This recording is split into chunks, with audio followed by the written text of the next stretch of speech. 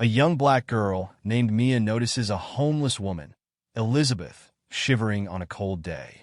Feeling compassion, Mia offers her cherished scarf to the woman, turning what could have been a lonely moment into a heartwarming act of kindness. What Mia doesn't realize is that her small gesture will lead to life-changing consequences far beyond what anyone could have imagined. So, how does Mia's generosity transform the situation? And what surprising turn of events does it lead to? Stick around to find out. But before we dive into the story, comment below where you're watching from today.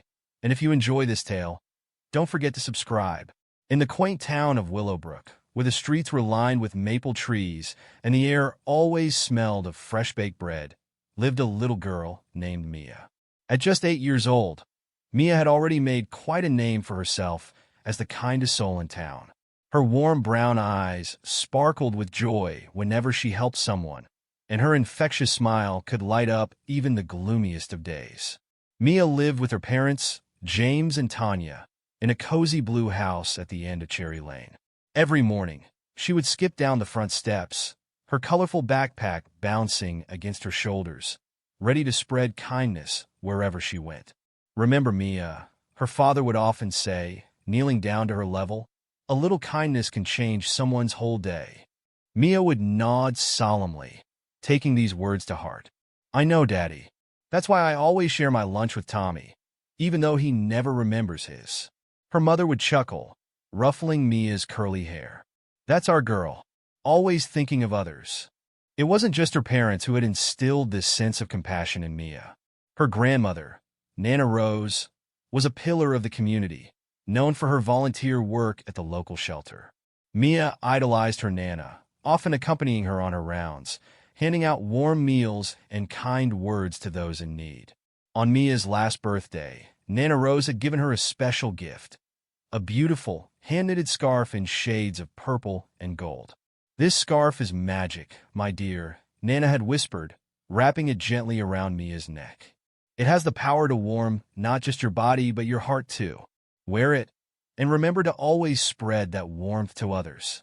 Mia treasured that scarf, wearing it every day, rain or shine.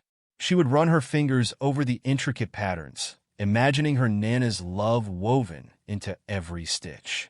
One crisp autumn day, as the leaves crunched beneath their feet and the wind whistled through the trees, Mia and her mother set out for their weekly trip to the farmer's market. The town was bustling with activity, people hurrying to and fro, their breaths visible in the chilly air. "Look, Mommy!" Mia exclaimed, pointing to a group of children jumping in a pile of leaves.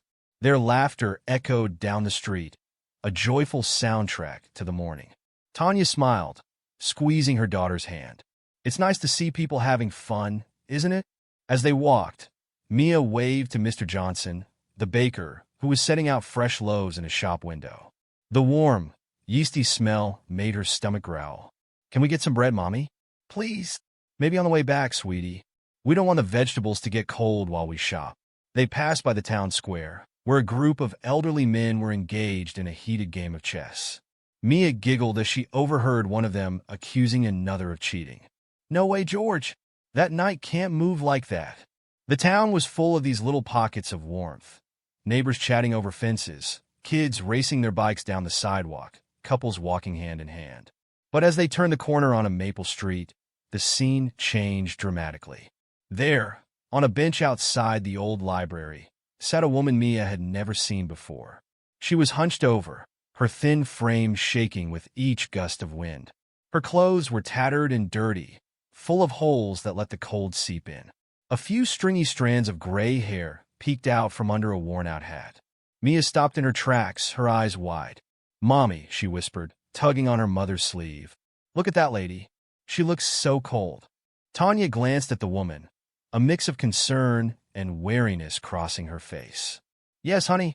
Sometimes people fall on hard times and don't have a warm place to stay." But Mia wasn't listening anymore. Without hesitation, she let go of her mother's hand and approached the bench. "Excuse me, ma'am," she said softly. The woman looked up, her blue eyes cloudy with age and fatigue. She seemed startled to see someone addressing her directly. "Yes, child." Her voice was raspy, as if she hadn't used it in a long time. Mia didn't hesitate. She unwrapped the scarf from around her neck, the scarf her Nana had given her, and held it out to the woman. Here, you look cold. This scarf is magic. It'll keep you warm. The woman stared at Mia, then at the scarf, her eyes filling with tears. Oh, sweetheart, I couldn't possibly. But Mia was already draping it around the woman's shoulders, tucking it in gently. There, she said with a satisfied nod. Now you'll be nice and warm. The woman touched the soft wool, her fingers trembling. A tear slipped down her weathered cheek. Thank you, she whispered. Thank you so much. Mia beamed, her heart swelling with the joy of helping someone. She turned to her mother, expecting to see pride on her face. Instead, Tanya looked worried. Mia, she said, her voice low as she pulled her daughter aside. That was very kind of you, but we don't know this woman. It might not be safe to talk to strangers like that. Mia frowned, confused. But Mommy, she was cold, and you and Daddy always say we should help people in need. Tanya sighed, torn between pride in her daughter's compassion and concern for her safety. I know, sweetie, and it was a wonderful thing you did. But next time, maybe we should find a safer way to help? Okay. Mia nodded, but she couldn't shake the feeling that she had done the right thing. As they walked away, she turned back to wave at the woman. The homeless lady was still sitting there, but now she was wrapped in the colorful scarf, a small smile on her face as she waved back. That night, as Tanya tucked Mia into bed, she couldn't help but marvel at her daughter's pure heart. You know, Mia, she said, smoothing the blanket, I'm very proud of what you did today. Your kindness is a beautiful thing. Mia yawned, snuggling into her pillow. I just did what Nana Rose would have done. Do you think the magic scarf will help keep that lady warm tonight? Tanya kissed her daughter's forehead. I'm sure it will, sweetheart, and not just because of the wool. Your kindness will keep her warm, too. As Mia drifted off to sleep, she imagined her scarf wrapped around the woman, glowing with warmth and love. She didn't know it then, but that simple act of kindness would set in motion a chain of events that would change not just one life, but the entire town of Willowbrook. The morning sun peeked through the curtains of Mia's bedroom, casting a warm glow on her colorful walls. As her alarm clock chimed, Mia stirred, rubbing the sleep from her eyes. It was a school day just like any other, but something felt different in the air. She couldn't quite put her finger on it, but there was a strange mixture of excitement and unease swirling in her tummy. Sitting up in bed, Mia stretched her arms high above her head, her curly hair a wild mess around her face. She glanced at the empty hook on her bedroom door where her special scarf usually hung. For a moment, she felt a pang of sadness, remembering the kind homeless lady she had given it to yesterday. But then she smiled, imagining how warm and cozy the woman must have been last night. Mia, honey, time to get ready for school, her mother's voice called from downstairs. Coming, Mom, Mia replied, hopping out of bed. She went about her usual morning routine, brushing her teeth, making sure to count to 60 like her dentist taught her, combing her unruly hair, which never seemed to want to behave, and picking out her favorite polka dot dress for school. As she tied her shoelaces, she couldn't shake the feeling that today was going to be different somehow. Downstairs, the kitchen was filled with the aroma of pancakes and the sound of the morning news on the radio. Mia's father, James, was at the stove, flipping pancakes with expert precision, while her mother, Tanya, was packing Mia's lunch. Good morning, Pumpkin, James said, sliding a stack of pancakes onto Mia's plate. Sleep well? Mia nodded, drowning her pancakes in syrup. But I had a funny dream about the lady I gave my scarf to. We were having a tea party with Mr. Whiskers. Mr. Whiskers was the neighborhood cat that often lounged on the front porch. Tanya and James exchanged a quick glance, their smiles faltering for just a moment. That sounds like a nice dream, Tanya said, placing Mia's lunchbox on the table. Eat up now, or we'll be late for school. As Mia munched on her pancakes, she noticed her parents seemed a bit distracted. They kept looking at each other and then at her, as if they wanted to say something but weren't sure how. Just as Mia was about to ask what was wrong, there was a sharp knock at the front door. The sound echoed through the house, making everyone jump. Who could that be at this hour? James wondered aloud, wiping his hands on a dish towel. Tanya shrugged, looking equally puzzled.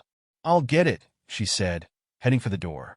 Mia craned her neck, trying to see past her mother as she opened the door. Her eyes widened in surprise when she saw two police officers standing on their front porch. One was a tall man with a kind face and graying hair at his temples. The other was a younger woman with short blonde hair and a gentle smile. "Good morning, ma'am," the male officer said, his voice deep and reassuring. "I'm Officer Johnson, and this is my partner, Officer Rivera. We're sorry to disturb you so early, but we need to speak with your daughter, Mia. Is she home?" Tanya's hand flew to her chest, her face paling. "Mia? But why? Has something happened?" Officer Rivera stepped forward, her voice soft and calming. "There's no need to worry, Mrs. Thompson. We just need to ask Mia a few questions about an incident that occurred yesterday. May we come in?" Tanya hesitated for a moment, then nodded, stepping aside to let the officers enter. James had come to stand in the doorway of the kitchen, his brow furrowed with concern. "What's this about?" he asked, his arm instinctively going around Mia's shoulders as she peeked out from behind him. Officer Johnson removed his hat, holding it respectfully in his hands. "Sir, ma'am, we're investigating a situation involving a homeless woman who was found unresponsive early this morning. We have reason to believe your daughter might have some information that could help us." Mia's eyes grew wide, and she tugged on her father's sleeve. "Daddy, is this about the lady I gave my scarf to?" The officer's attention immediately focused on Mia. Officer Rivera knelt down to Mia's level, her smile warm and encouraging. "That's right, sweetie. We'd like to talk to you about that lady. Is that okay?" Mia looked up at her parents, who nodded encouragingly, though she could see the worry in their eyes. "Okay," she said softly, her voice barely above a whisper. They all moved to the living room, Mia perching on the edge of the sofa between her parents, while the officers sat in the armchairs across from them. The room felt smaller somehow, the air thick with tension. "Mia," Officer Johnson began, his voice gentle, "can you tell us about the woman you met yesterday? The one you gave your scarf to?" Mia took a deep breath, twisting the hem of her dress in her fingers. She was sitting on a bench outside the library. She looked really cold and sad. Her clothes had holes in them, and she was shaking. "I just wanted to help her get warm." Officer Rivera nodded encouragingly. "That was very kind of you, Mia. Can you remember anything else about her? Did she say anything to you?" Mia scrunched up her face, thinking hard. "She said thank you when I gave her the scarf. And," she paused, remembering, her eyes were really blue, like the sky. "But they looked sad, too." The officers exchanged a glance, and Officer Johnson leaned forward slightly. "Mia, the reason we're here is because that woman was found early this morning. She passed away during the night." Mia's eyes filled with tears, and she felt her mother's arm tighten around her. "She died? But I gave her my magic scarf. It was supposed to keep her warm." Officer Rivera quickly moved to reassure her. "Oh, sweetie, you didn't do anything wrong. In fact, what you did was incredibly important." Mia looked up, sniffling. "It was—" Officer Johnson nodded solemnly. "We found a note with the woman. It was addressed to you, Mia." A hush fell over the room. James and Tanya exchanged surprised looks, while Mia's eyes grew wide with wonder. "To me? But how did she know my name?" Officer Rivera reached in her pocket and pulled out a folded piece of paper. "May I?" she asked Mia's parents. When they nodded, she began to read. "To the little angel who gave me her scarf, I don't know your name, but I will never forget your kindness. For years, I've been invisible to this town, just another shadow on the street. But you saw me. You didn't just see a homeless woman. You saw a person who was cold and needed help. Your scarf kept me warm last night, warmer than I've been in years. But it wasn't just the wool that warmed me. It was the knowledge that there are still good people in this world, people like you who care about strangers. I'm sick, little one. I've known for a while that I don't have much time left. But because of you, I'm not afraid anymore. I'm going to sleep tonight wrapped in your kindness. And whatever happens, I know the world is a little bit better because you're in it. Thank you for reminding me what it feels like to be human again. With all my gratitude, Elizabeth." As Officer Rivera finished reading, there wasn't a dry eye in the room. Mia was crying quietly, overwhelmed by the impact of her small act of kindness. Her parents held her close, their own tears falling silently. Mia, Officer Johnson said softly, what you did wasn't just kind. It was the last bit of comfort this woman felt in her life. You made her last moments peaceful and full of hope. That's an incredible thing. Mia wiped her eyes, her voice shaky. I just wanted to help. I didn't know it would mean so much. Officer Rivera reached out and gently squeezed Mia's hand. Sometimes the smallest acts of kindness can have the biggest impact.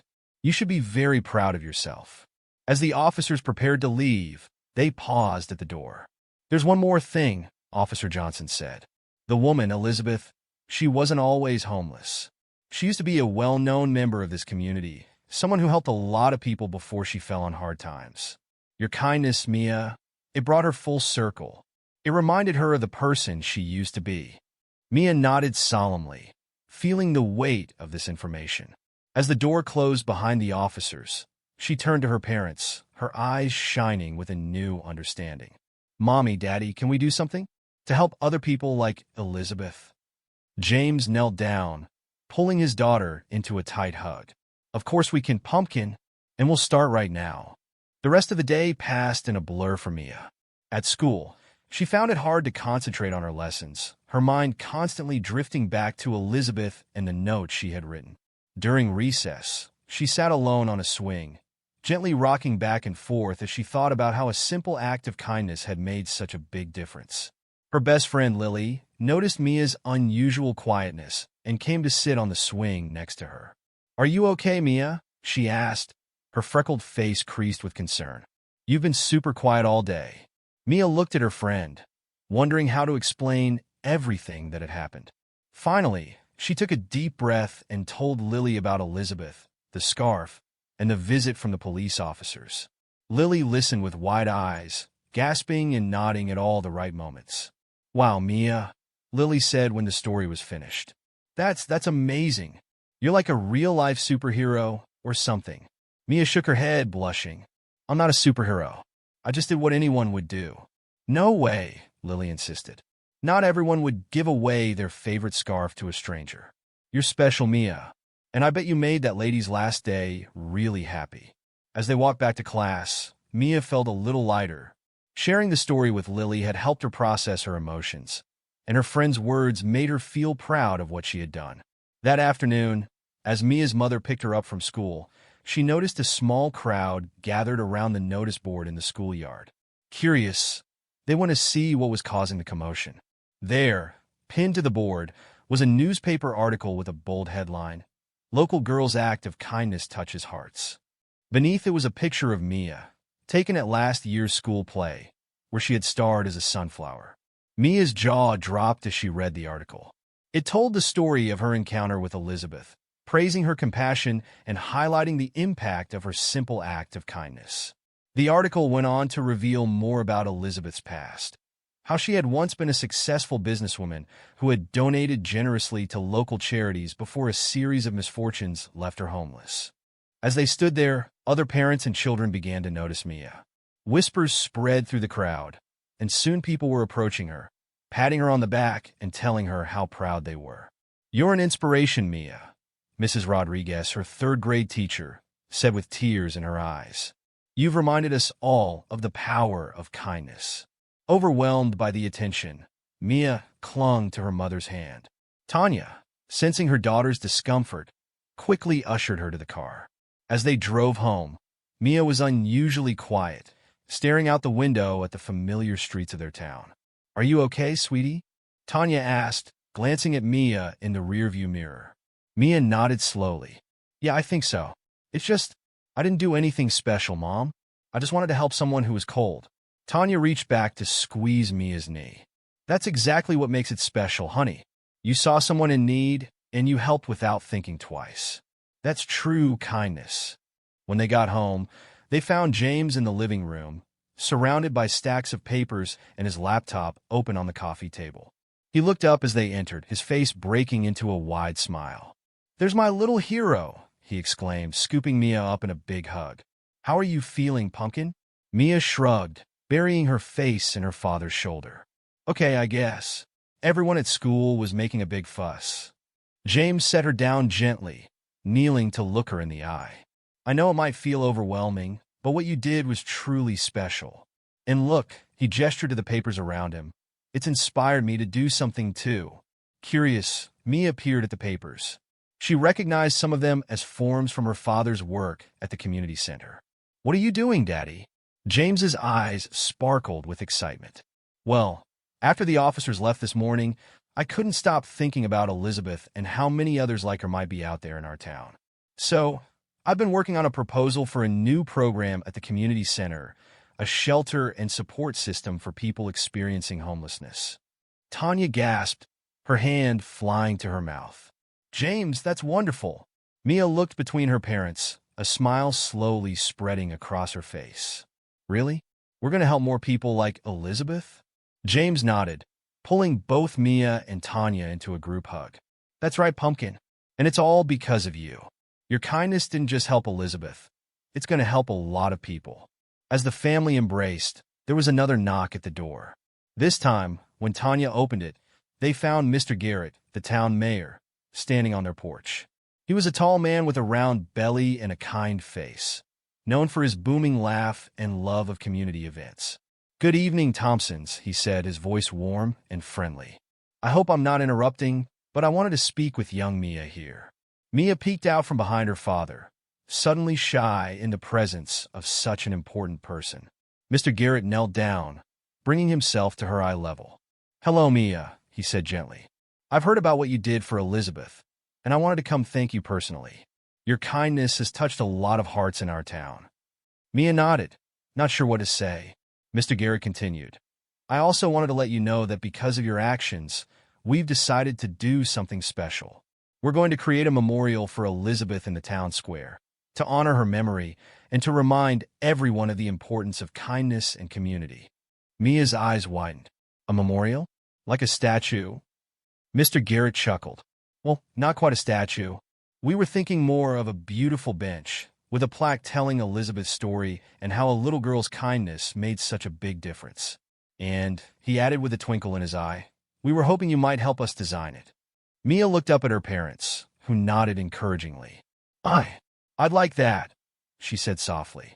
As Mr. Garrett left, promising to be in touch about the memorial plans, Mia felt a strange mix of emotions.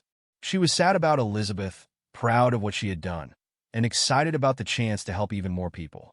But most of all, she felt a warmth in her heart, like the magic of her grandmother's scarf had somehow grown to encompass the whole town. That night, as Tanya tucked Mia into bed, she noticed her daughter seemed lost in thought. What's on your mind, sweetie? She asked, smoothing Mia's curls away from her face. Mia was quiet for a moment, then said, Mom, do you think Elizabeth knew how much people cared about her? Before she died? Tanya sat on the edge of the bed, taking Mia's small hand in hers. I don't know, honey. Sometimes when people are going through hard times, they feel very alone. But I do know that your kindness reminded her that she mattered.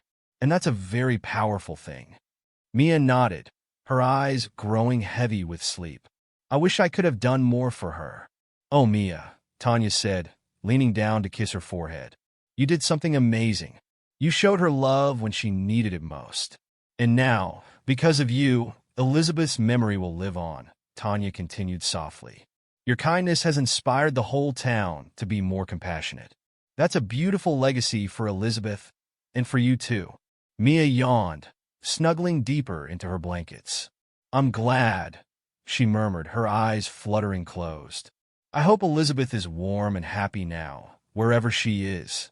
As Mia drifted off to sleep, Tanya sat there for a moment, marveling at her daughter's pure heart.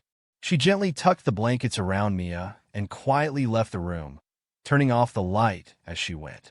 Downstairs, she found James still at work on his proposal, his brow furrowed in concentration.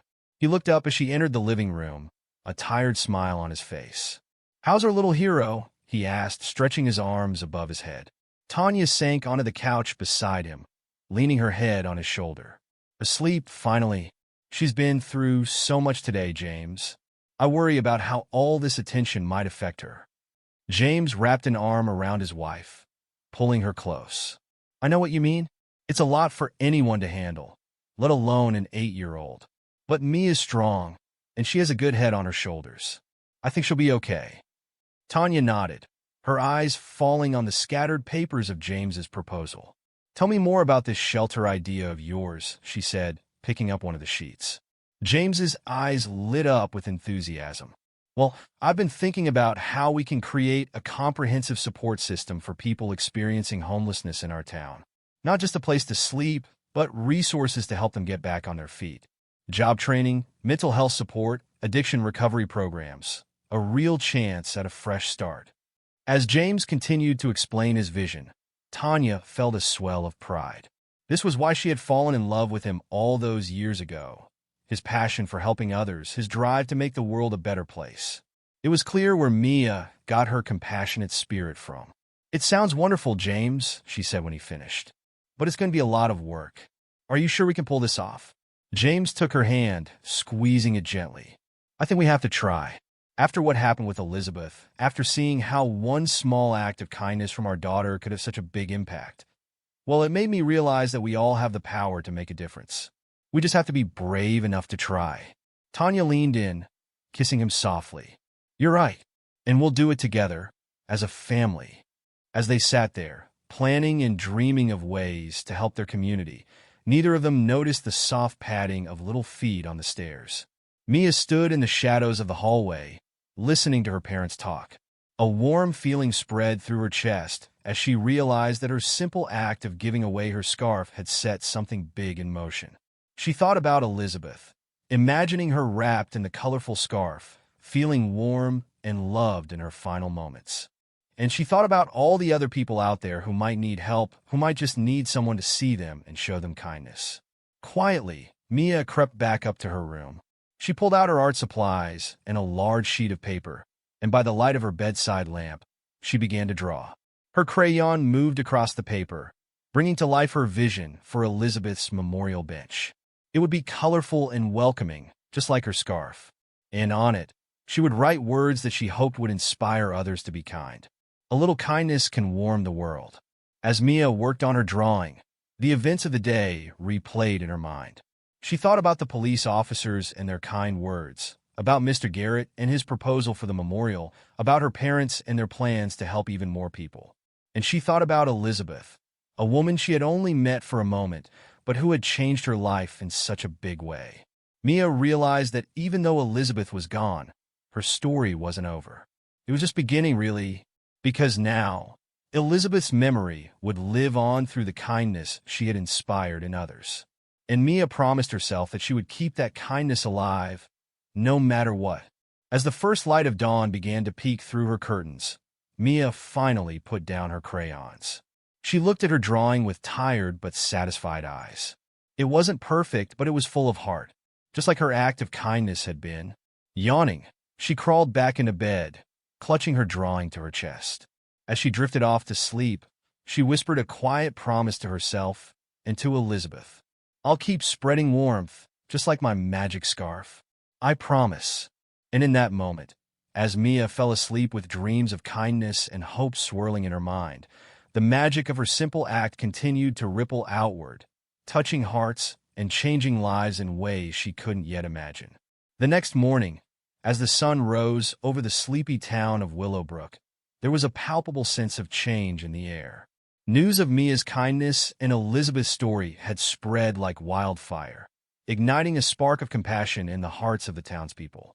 At the local diner, regulars gathered over steaming cups of coffee, discussing the newspaper article and sharing their own memories of Elizabeth from before she fell on hard times. I remember when she used to run that big marketing firm downtown, old Mr. Jenkins mused, stirring sugar into his coffee. Always had a kind word for everyone, even when she was rushed off her feet. Sally, the waitress, nodded as she refilled his cup. And those Christmas parties she used to throw for the kids at the orphanage. No one's done anything like that since since she disappeared. The bell above the diner door jingled as Mayor Garrett walked in, his usual jovial smile replaced by a look of determination. He nodded to the regulars as he made his way to the counter. Morning, folks, he said, sliding onto a stool. I hope you've all heard about what happened yesterday. Little Mia Thompson's act of kindness has given us all a wake-up call, I think. There were murmurs of agreement from around the diner. Mayor Garrett continued. I've called an emergency town council meeting for this afternoon. I think it's high time we took a good, hard look at how we're treating the less fortunate in our community."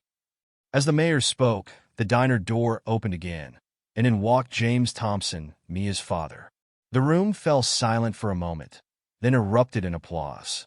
James looked around, startled, as people came up to pat him on the back and shake his hand. "You must be so proud of your little girl, Mrs. Harrington," their neighbor said warmly. "She's taught us all a valuable lesson."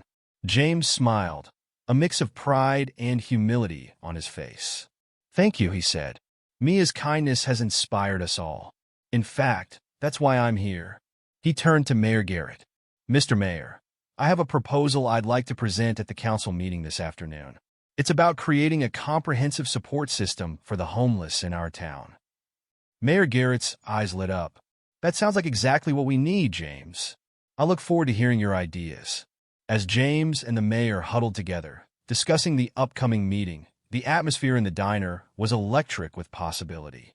It seemed that Mia's small act of kindness had awakened something in the town of Willowbrook, a renewed sense of community, a desire to help those in need, and a recognition of the power of compassion.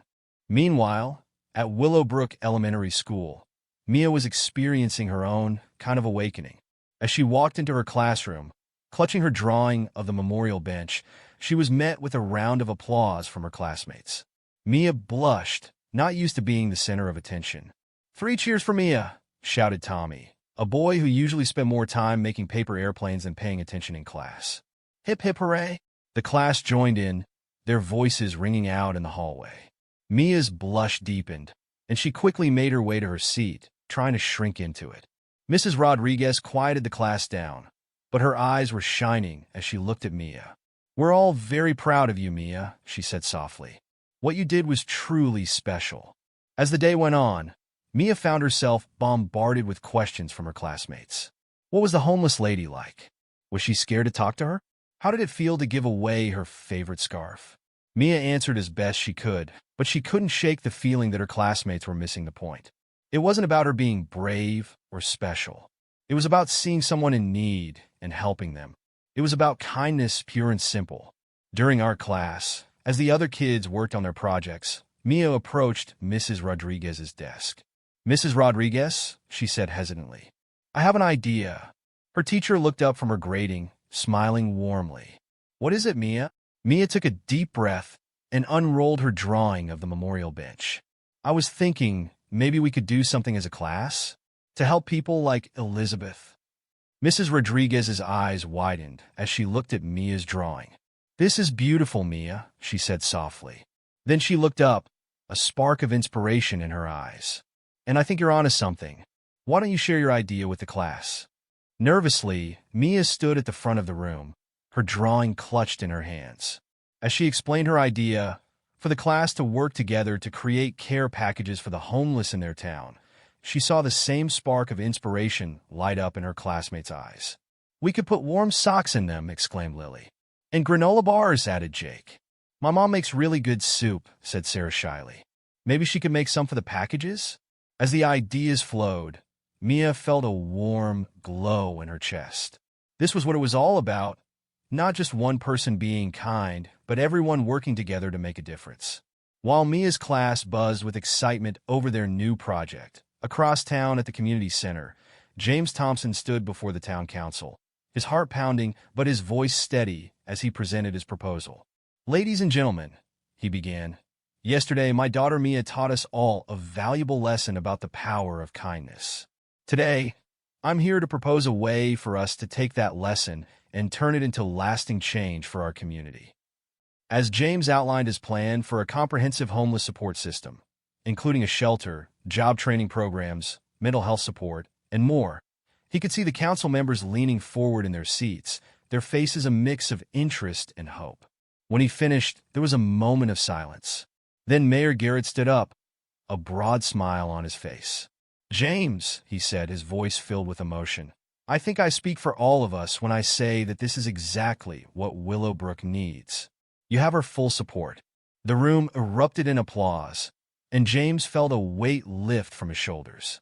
As council members crowded around him, offering congratulations and suggestions. He couldn't help but think of Mia and her simple act of kindness that had started it all. As the sun began to set on this extraordinary day in Willowbrook, the Thompson family gathered in their living room, each bursting with news to share. "Daddy, Daddy," Mia exclaimed as soon as James walked through the door. "Guess what? Our whole class is going to make care packages for homeless people, and Mrs. Rodriguez said we can use the classroom after school to work on them." James scooped Mia up in a big hug, spinning her around. "That's wonderful, Pumpkin. I'm so proud of you for inspiring your classmates." Tanya joined them, wrapping her arms around both James and Mia. "And how did your presentation go, honey?" she asked James. James's face broke into a wide grin. "They loved it. The council approved the proposal unanimously. We're going to be able to help so many people, Tanya." As the family celebrated their victories, big and small, there was a knock at the door. Tanya opened it to find Mr. Garrett standing there, along with several other town council members and a man none of them recognized. "Good evening, Thompsons," Mr. Garrett said, his eyes twinkling. "I hope we're not interrupting, but we have some news we thought you'd like to hear in person." The stranger stepped forward, extending his hand to James. "Mr. Thompson, my name is Robert Caldwell. I'm the CEO of Caldwell Industries." James shook his hand, a look of confusion on his face. "It's nice to meet you, Mr. Caldwell, but I'm afraid I don't understand." Mr. Caldwell smiled. "I read about what your daughter did for Elizabeth and about your proposal for the homeless support system. I was so moved that I've decided to make a substantial donation to fund the project. My company will also be partnering with your job training program to provide employment opportunities for those who complete it." The Thompsons stood in shock, unable to believe what they were hearing. Mia tugged on her father's sleeve. "Daddy," she whispered, "what does that mean?" James knelt down, tears shining in his eyes. "It means, Pumpkin, that because of your kindness, we're going to be able to help even more people than we thought. You've started something amazing, Mia." As the adults discussed the details of the donation and partnership, Mia slipped away to her room. She climbed on her bed and looked out the window at the starry sky. Somewhere up there, she thought Elizabeth was watching, and Mia hoped she was proud of what her story had inspired. "I'll keep spreading warmth, Elizabeth," Mia whispered to the stars. "I promise." And as the town of Willowbrook settled in for the night, there was a sense of hope and possibility in the air.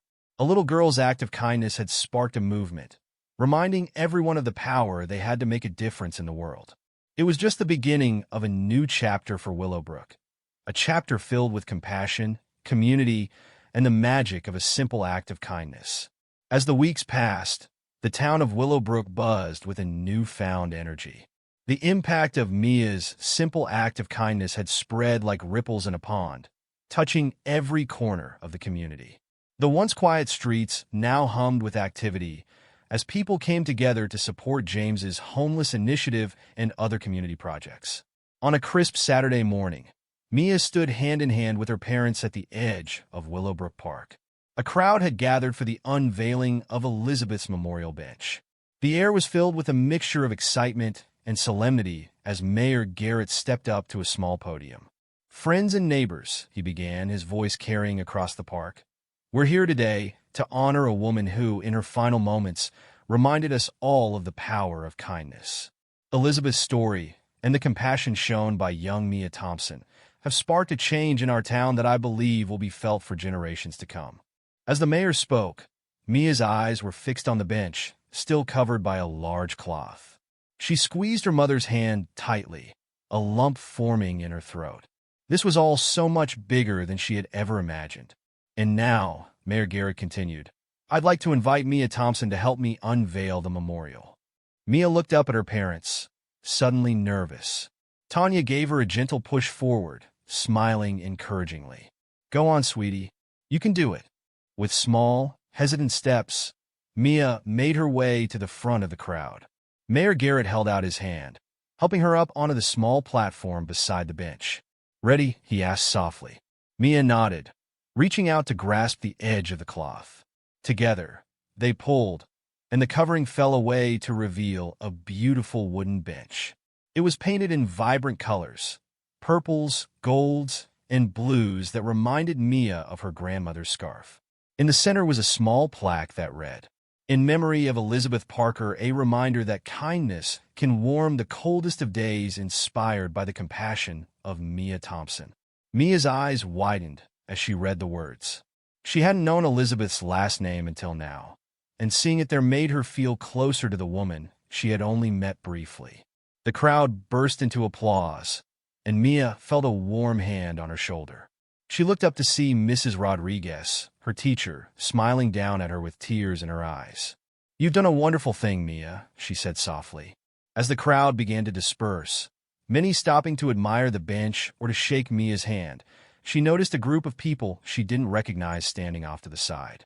They were dressed simply, some looking a bit worn and tired, but all watching the proceedings with interest.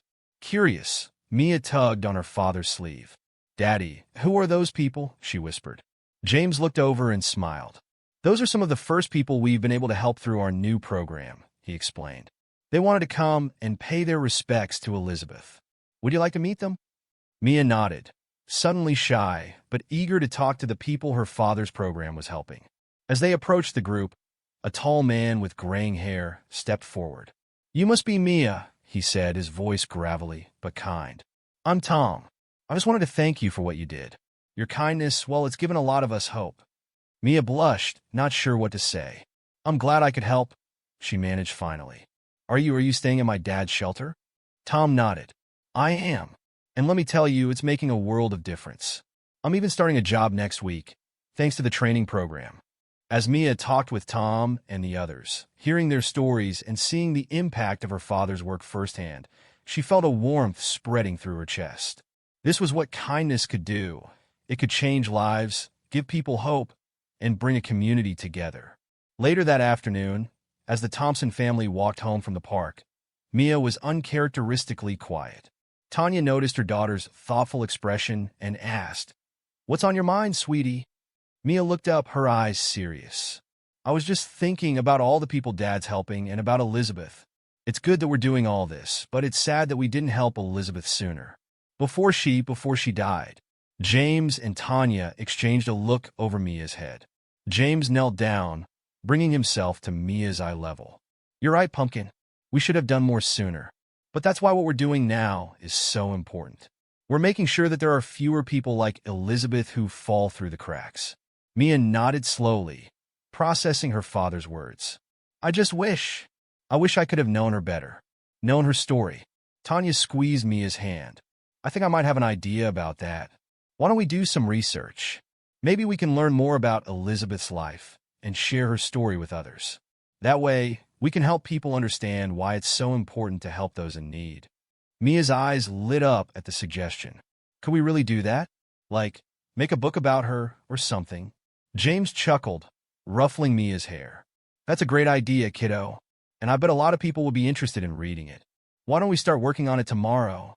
As they continued their walk home, Mia's mind was buzzing with ideas for the book. She imagined telling Elizabeth's story, from her successful days as a businesswoman to her struggles on the streets. And maybe, just maybe, by sharing Elizabeth's story, they could inspire even more people to be kind and help others in need. The next few weeks were a whirlwind of activity. While James worked tirelessly to get the homeless shelter and support programs up and running, Mia and Tanya threw themselves into researching Elizabeth's life. They spent hours at the local library, poring over old newspapers and public records. They interviewed people who had known Elizabeth in her better days, collecting stories and memories. With each piece of information they uncovered, Elizabeth became more than just a name on a bench. She became a real person with a rich history and a tragic fall from grace. One Saturday afternoon, as Mia and Tanya were sorting through their notes at the kitchen table, there was a knock at the door. James answered it to find Mr. Caldwell, the CEO who had donated to the homeless initiative, standing on their porch. "Mr. Caldwell," James said, surprised. "Please come in. What brings you here?" Mr. Caldwell stepped inside, smiling warmly at the family. "I hope I'm not interrupting, but I wanted to see how things were progressing with the program." And, he added, his eyes twinkling as he looked at Mia, "I heard a rumor that someone was working on a very special book project." Mia's eyes widened. "You know about our book?" Mr. Caldwell chuckled. Word travels fast in a small town like ours, and I think it's a wonderful idea. In fact, that's part of why I'm here. I'd like to offer my company's resources to help you publish the book when it's ready. Danya Gusped. Mr. Caldwell, that's incredibly generous of you. But why? The CEO's face grew serious. Because I knew Elizabeth back in the day. We were colleagues, competitors sometimes, but always friends. When I heard what had happened to her, well, let's just say I felt I owed it to her memory to help in any way I could. As Mr. Caldwell shared his own memories of Elizabeth with the family, Mia felt the story they were crafting come to life even more. Elizabeth wasn't just a homeless woman or a successful businesswoman. She was a friend, a competitor, a complex person who had touched many lives. Over the next few months, the town of Willowbrook continued to change. The homeless shelter opened its doors, providing not just a place to sleep, but a range of services to help people get back on their feet. James's job training program, in partnership with Caldwell Industries and other local businesses, began to show results as participants found steady employment. Mia's class project to create care packages for the homeless had expanded, with other classes and even other schools in the district joining in. The local diners started a pay-it-forward program, where customers could buy meals in advance for those who couldn't afford them. And through it all, Mia and Tanya worked on their book, weaving together Elizabeth's story with the tale of how one small act of kindness had transformed an entire community. As winter turned to spring, the day finally came for the book launch. The event was held at the community center, which was packed with people eager to read The Scarf That Warmed a Town, Elizabeth's story. Mia stood nervously at the front of the room, clutching a copy of the book in her hands. She looked out at the sea of faces, her classmates, her parents, Mr. Caldwell, Mayor Garrett, and so many others who had become part of this journey. Hi everyone, she began, her voice shaky at first but growing stronger as she spoke. When I gave my scarf to Elizabeth that day, I never imagined all of this would happen. I just saw someone who was cold and wanted to help. But now I know that kindness is like a seed. If you plant it and nurture it, it can grow into something amazing. As Mia continued to speak, sharing some of the stories they had uncovered about Elizabeth's life, she saw tears in many eyes. But they weren't sad tears. They were tears of understanding, of empathy, of a community coming together to care for its own. After the launch, as people lined up to have their books signed, Mia noticed a woman hanging back, watching the proceedings with a wistful expression. She was well-dressed but had a fragile look about her, as if she had been through a great deal. Curious, Mia made her way over to the woman. "Hi," she said softly.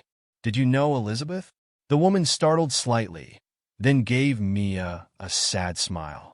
"You could say that. I'm her sister, Margaret." Mia's eyes widened. In all their research, they had never been able to track down any of Elizabeth's family members. Her sister? But why didn't you come forward before? Margaret's eyes filled with tears. "I was ashamed," she whispered. "I knew Elizabeth was struggling, but I didn't do enough to help her. When I heard what had happened, I couldn't bear to face anyone. But then I heard about this book, about what you had done, and I knew I had to come." Mia reached out and took Margaret's hand. "I'm sure Elizabeth knew you loved her," she said solemnly. "And I bet she'd be happy you're here now." Margaret squeezed Mia's hand, a look of wonder on her face. "You really are a remarkable young lady, aren't you? Elizabeth was right about you." Mia's brow furrowed in confusion. "What do you mean?" "After Elizabeth passed," Margaret explained, her voice thick with emotion, "I found a diary in her things. She wrote about you, about the little girl with the kind heart who gave her a scarf. She said you had reminded her of the good in the world, that you had given her hope in her final days." Tears sprang to Mia's eyes as she listened to Margaret's words. All this time, she had hoped that her small act of kindness had meant something to Elizabeth, but to hear it confirmed, it was overwhelming. As Margaret shared more about Elizabeth's life, filling in gaps in their knowledge and providing a deeper understanding of the woman they had come to know through their research, Mia felt a sense of completion. The story they had set out to tell was finally whole. Later that night, as the Thompson family sat in their living room, surrounded by copies of the book and basking in the glow of a successful launch, James raised his glass in a toast. To Elizabeth, he said solemnly, may her memory continue to inspire kindness in all of us. And to Mia, Tanya added, smiling at her daughter, for reminding us all of the power of a simple act of kindness. Mia blushed, but raised her glass of sparkling cider. And to everyone, she said, for helping to make Willowbrook a warmer place for everyone. As they clinked their glasses together, Mia felt a warmth in her heart that had nothing to do with the fire crackling in the fireplace. She thought about Elizabeth, about Margaret, about all the people whose lives had been touched by this journey. And she knew, with absolute certainty, that this was just the beginning. The story of the scarf that warmed a town had spread far beyond the borders of Willowbrook. News outlets picked up on the heartwarming tale, and soon Mia found herself being interviewed by reporters from all over the country. She always made sure to steer the conversation back to the importance of kindness and community support rather than focusing on herself. One particularly chilly morning in late autumn, almost a year after Mia had given her scarf to Elizabeth, the Thompson family received an unexpected visitor. As they sat around the breakfast table, there was a knock at the door. James answered it to find a tall, distinguished-looking man with salt and pepper hair standing on their porch. "Good morning," the man said, his voice warm but professional. "My name is Senator David Hartley. I was hoping I might have a word with your family." Surprised, James invited the senator in. As they gathered in the living room, Senator Hartley explained the reason for his visit. "I've been following your story," he said, looking at Mia with admiration. "The impact you've had on your community is truly remarkable. I'm here because I believe what you've done in Willowbrook could be a model for communities across the country." Mia's eyes widened. "Really?" she asked, her voice filled with wonder. Senator Hartley nodded. "Really?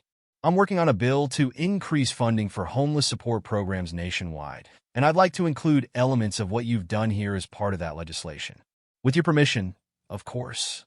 As the senator outlined his proposal, which he was calling the Willowbrook Initiative, Mia felt a mix of excitement and disbelief. Could their little town story really help people all across the country? Over the next few months, Mia and her family worked closely with Senator Hartley and his team, sharing the details of their programs and the lessons they had learned along the way.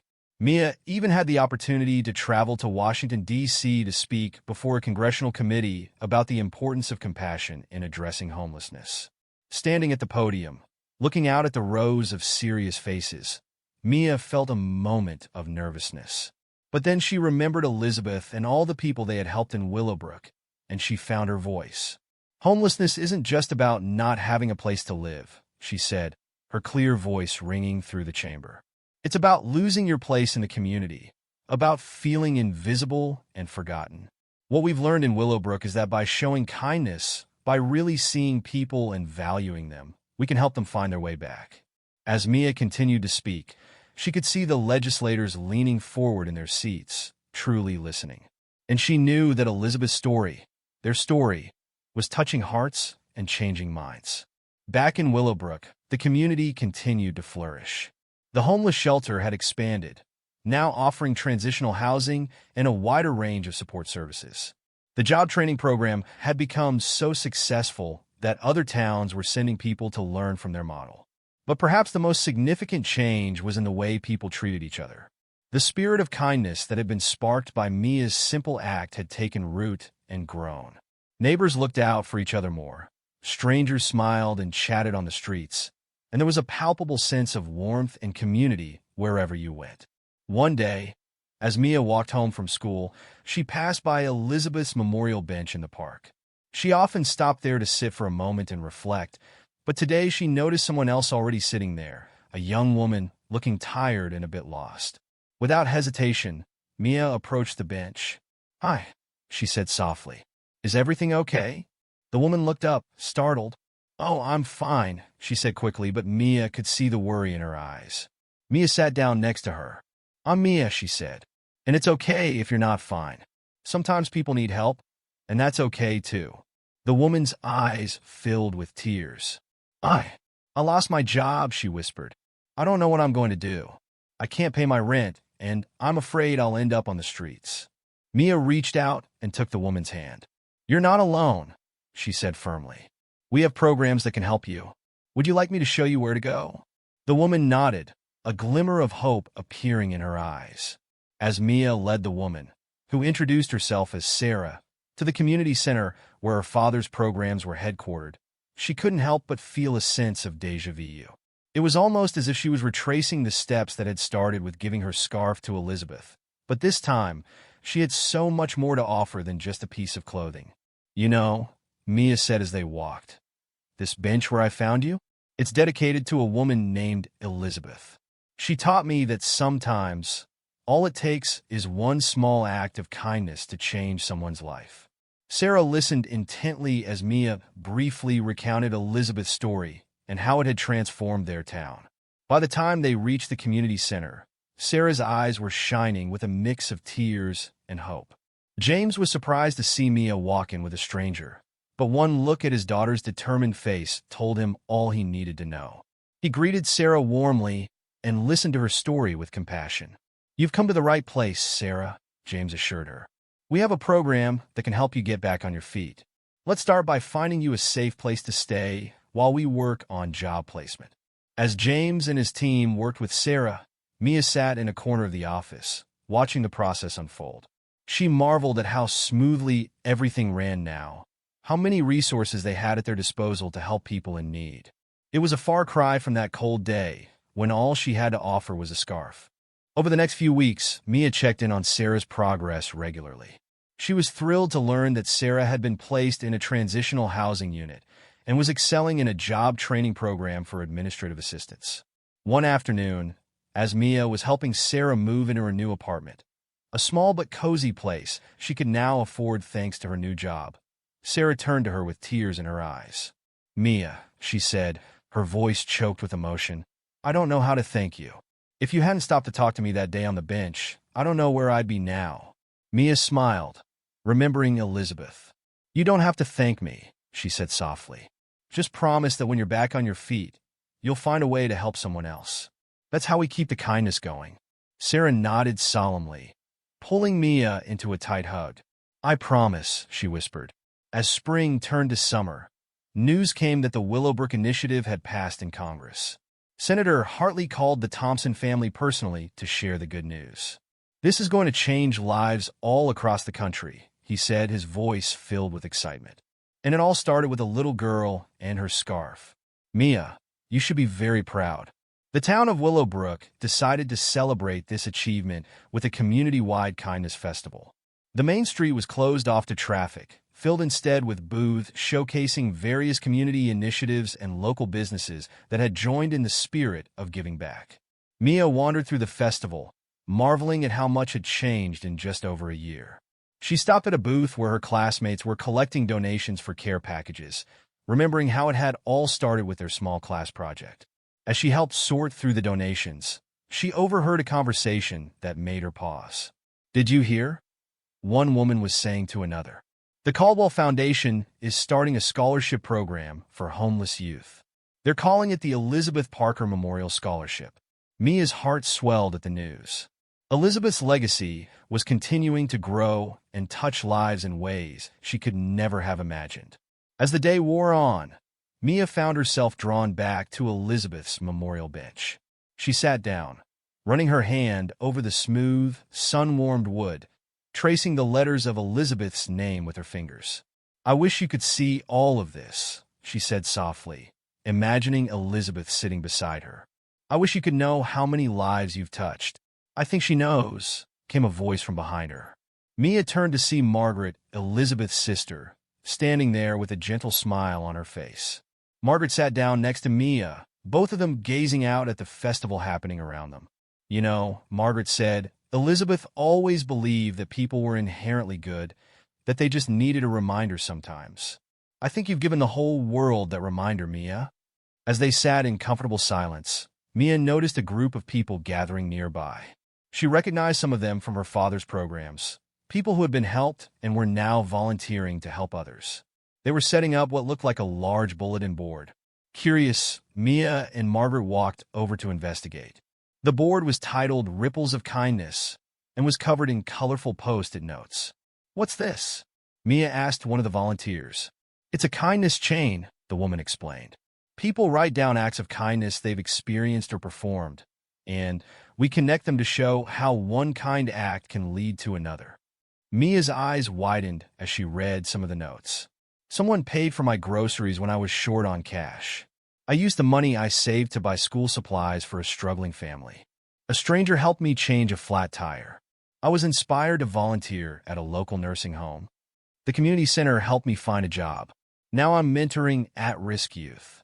As Mia read note after note, she felt a lump form in her throat. This was it. This was the magic of kindness made visible. Each small act creating a ripple that touched countless lives. Would you like to add a note, Mia? Margaret asked gently. Mia nodded, taking a pink post-it note and a pen. She thought for a moment, then wrote, I gave a scarf to a homeless woman named Elizabeth. She taught me that kindness can change the world. As she stuck her note to the board, connecting it to several others, Mia felt a warmth spread through her chest. It was the same feeling she'd had when she'd given Elizabeth her scarf. A mixture of joy, love, and the deep satisfaction of knowing she'd made a difference. The festival continued into the evening, ending with a candlelight vigil at Elizabeth's bench. As Mia stood there, surrounded by her family, friends, and what felt like the entire town, she listened to people share stories of how their lives had been touched by the wave of kindness that had swept through Willowbrook. Mayor Garrett stepped forward, holding his candle high. A year ago, he said, his voice carrying across the crowd, we were a town like any other. We had our strengths and our weaknesses, our triumphs and our struggles. But then a remarkable thing happened. A little girl saw someone in need and decided to help. That simple act of kindness sparked a change in all of us. He turned to Mia, his eyes shining in the candlelight. Mia Thompson reminded us of the power we all have to make a difference. She showed us that kindness isn't just a nice idea. It's a force that can transform communities and change lives. As the mayor continued to speak, Mia felt her father's hand on her shoulder. She looked up to see both her parents smiling down at her, their eyes filled with pride and love. And now, Mayor Garrett concluded, that spark of kindness that started here in Willowbrook is spreading across the nation. The Willowbrook Initiative will help communities everywhere create the kind of support systems we've built here. But more than that, I hope it will inspire people everywhere to open their hearts, to see those in need around them, and to reach out with kindness. A chorus of "Hear, hear" rose from the crowd, along with applause. Mia blushed, still not entirely comfortable with being the center of attention, but feeling proud of what they had all accomplished together. As the vigil came to an end and people began to disperse, Mia found herself once again sitting on Elizabeth's bench. She closed her eyes, thinking about everything that had happened since that cold day when she'd given away her scarf. She thought about Sarah, now thriving in her new job and apartment. She thought about Tom and the others from her father's program, many of whom were now helping newcomers find their footing. She thought about her classmates and their ongoing projects to help the community. But mostly, she thought about Elizabeth. In her mind's eye, she could see her, wrapped in the colorful scarf, smiling down at her from wherever she was now. "We did it, Elizabeth," Mia whispered. "We made the world a little bit warmer." As if in response, a gentle breeze rustled through the trees, carrying with it the scent of blooming flowers. Mia smiled, feeling a sense of peace settle over her. She knew that there was still much work to be done. The Willowbrook Initiative would need support to reach its full potential.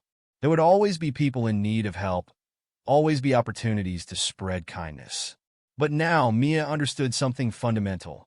Every act of kindness, no matter how small, had the power to change lives. As she stood up from the bench, ready to join her family and head home, Mia made a silent promise to herself and to Elizabeth's memory.